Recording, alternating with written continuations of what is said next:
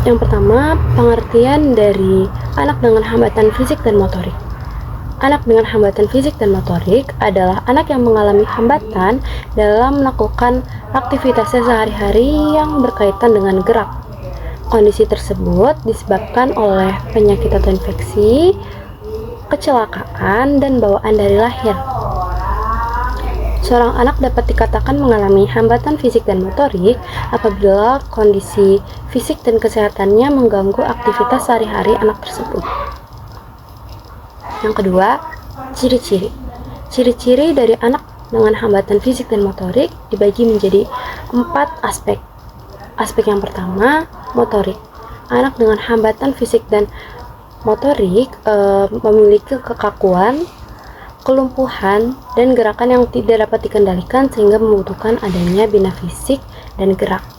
Yang kedua, dari aspek akademik. Anak yang mengalami hambatan pada sistem sarafnya biasanya memiliki tingkat kecerdasan yang normal. Namun, anak dengan hambatan pada syaraf ototnya, dia itu tergolong IQ-nya dari rendah hingga gifted. Dan yang ketiga, aspek sosial dan emosional. Anak dengan hambatan fisik dan motorik biasanya memiliki rasa kurang percaya diri dan kurang bisa menyesuaikan diri dengan lingkungan yang baru, sehingga anak dengan hambatan fisik dan motorik juga mudah tersinggung. Nah, yang terakhir, aspek kesehatan dan fisik. Biasanya anak yang mengalami hambatan pada sistem otaknya, dia itu juga disertai dengan hambatan lainnya seperti perabaan, pendengaran, perasa, dan yang lain sebagainya. Yang ketiga, klasifikasi dari anak dengan hambatan fisik dan motorik. Klasifikasi tersebut dibagi menjadi 2. Yang pertama, kelainan pada fungsi serebral. Kelainan pada fungsi serebral terdapat 3, yakni cerebral palsy ringan, sedang, dan berat. Cerebral palsy ringan, biasanya anak tersebut masih dapat hidup mandiri dan dapat menolong hidupnya sendiri. Untuk cerebral palsy sedang, sudah membutuhkan adanya treatment dan pembinaan bagaimana cara menolong hidup mereka sendiri. Yang ketiga, cerebral palsy berat. Anak dengan cerebral palsy berat ini sudah tidak dapat menolong hidupnya sendiri sehingga membutuhkan pembinaan dan bantuan yang lebih intens, dan anak dengan cerebral palsy berat ini tidak dapat hidup di tengah-tengah masyarakat. Dan klasifikasi yang kedua yaitu kelainan pada otot dan terangka. Yang pertama ada poliomielitis, yaitu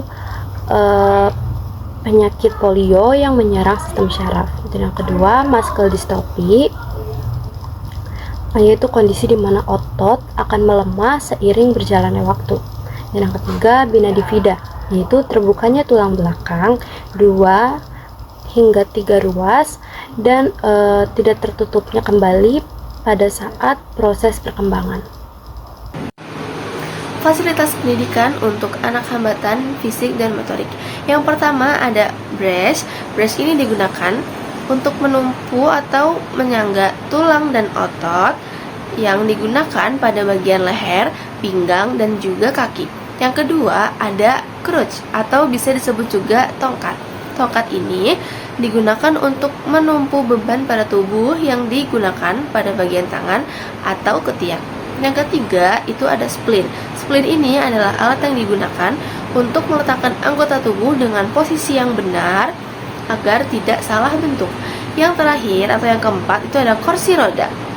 Kursi roda ini digunakan untuk anak hambatan fisik dan motorik ketika mereka sedang berpindah tempat tanpa memerlukan bantuan dari orang lain. Selanjutnya ada faktor-faktor anak dengan hambatan fisik dan motorik.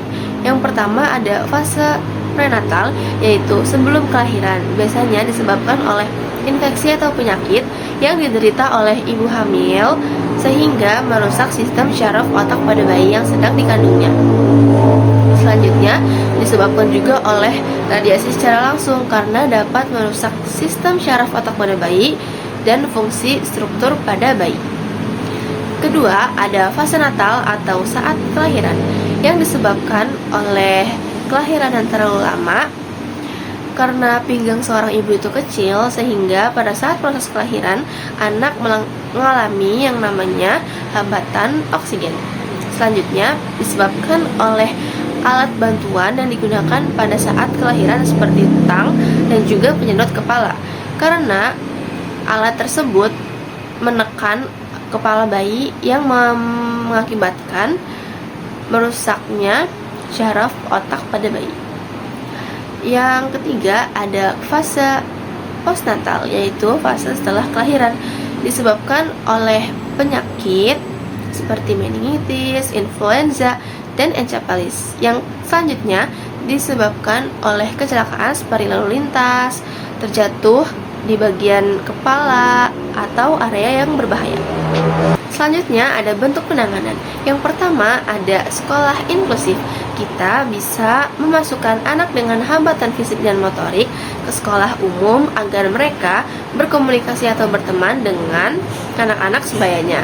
Yang kedua, itu adalah komunikasi yang efektif. Kita bisa mengajak mereka untuk berkomunikasi dengan teman sebayanya agar emosionalnya berkembang dengan baik. Yang ketiga ada bina diri. Kita bisa mengajarkan kemandirian pada anak seperti makan sendiri, mandi sendiri, dan juga menjalani aktivitas lainnya dengan mandiri. Yang terakhir, kita bisa menjalankan program rehabilitasi seperti terapi okupasi, terapi lainnya, fisioterapi, terapi bicara, agar mereka mengalami yang namanya perkembangan yang lebih baik lagi, sehingga mereka tidak mengalami yang namanya keterburukan kondisi. Selanjutnya saya akan menjelaskan mengenai tujuan pendidikan dari anak dengan hambatan fisik dan motorik. Yang pertama berkaitan dengan aspek rehabilitasi yang sasarannya adalah pemulihan dan pengembangan fungsi fisik yang berhubungan dengan tujuan pendidikan mengacu pada Pancasila dan Undang-Undang Dasar 1945. Yang kedua, Undang-Undang Nomor 2 Tahun 1989 tentang Sistem Pendidikan Nasional dan Peraturan Pemerintah Nomor 72 tentang Pendidikan Luar Biasa. Selanjutnya saya akan menjelaskan mengenai karakteristik dari anak-anak dengan hambatan fisik dan motorik. Yang pertama adalah karakteristik kepribadian anak yang mengalami kelainan fisik dari lahir dan tidak mendapatkan pengalaman, sehingga tidak terdapat frustasi yang terjadi di dalam dirinya. Tidak ada juga kaitannya antara orang yang berkepribadian introvert dengan seberapa lama kelainan fisik yang dialami anak tersebut. Kemudian dengan adanya kelainan fisik tidak akan mempengaruhi karakter ataupun keahlian seseorang untuk berubah. Yang kedua adalah karakteristik emosi sosial. Aktivitas fisik anak penyandang disabilitas fisik yang tidak dapat dilakukan dapat mengganggu masalah emosional dan dapat menyebabkan gangguan emosional serta dapat menyebabkan depresi berat. Situasi ini dapat membahayakan karena anak-anak bisa kabur dari keramaian. Anak difabel seringkali tidak suka ditempatkan di samping anak yang normal pada umumnya ketika dalam permainan, karena adanya ketidaksempurnaan dari anak tersebut yang mengalami kesulitan untuk berinteraksi dengan sekelilingnya.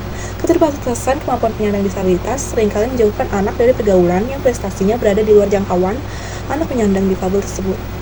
Pada umumnya, orang normal seringkali menunjukkan sikap yang berbeda terhadap penyandang disabilitas. Terlihat atau tidak terlihatnya keadaan penyandang anak dengan hambatan fisik dan motorik adalah faktor yang begitu penting untuk penyesuaian diri kepada penyandang anak dengan hambatan fisik dan motorik terhadap lingkungan sekitar, sebab dalam hal inilah yang nantinya akan berpengaruh pada sikapnya. Yang ketiga adalah karakteristik inteligensi. Tidak adanya keterkaitan sama sekali antara tingkat kecerdasan seorang difabel, namun kecerdasan individu cenderung menurun dengan bertambahnya kecacatan. Dari hasil berbagai penelitian, diketahui bahwa rata-rata IQ anak penyandang disabilitas fisik dan motorik adalah normal. Yang keempat adalah karakteristik fisik.